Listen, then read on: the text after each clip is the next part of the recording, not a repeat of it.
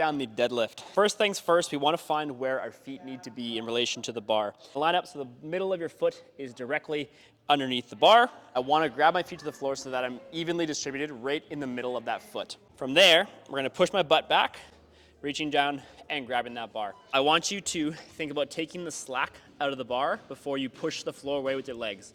When we take the slack out, if you want to kind of play with this before you actually get started, if you just grab the bar and you actually just pull on the bar with your arm, you'll actually hear a little bit of slack come out of the barbell.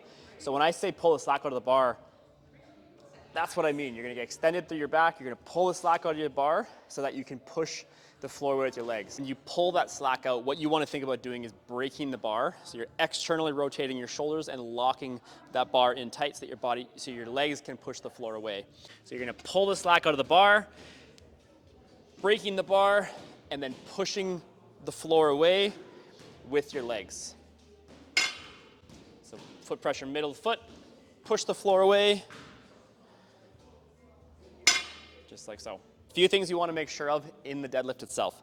One of which is going to be bracing. You want to expand your diaphragm, taking that big belly breath into your diaphragm, into the chest.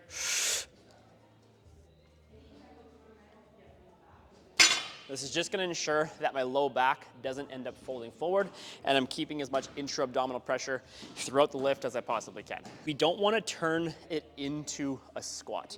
So what I mean by that is we don't want to be pushing the knees so far forward that the bar ends up way in front of our body, where now we're trying to use too much of our quads off the floor.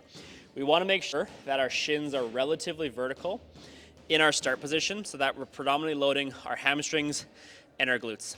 If I go too far forward with the knees, the bar has to go way around my body, and it's not putting my back in the greatest position. It's also just making the lift much less efficient. So shins vertical, taking that slack out, pushing the floor away so that bar goes in as straight of a line as we possibly can.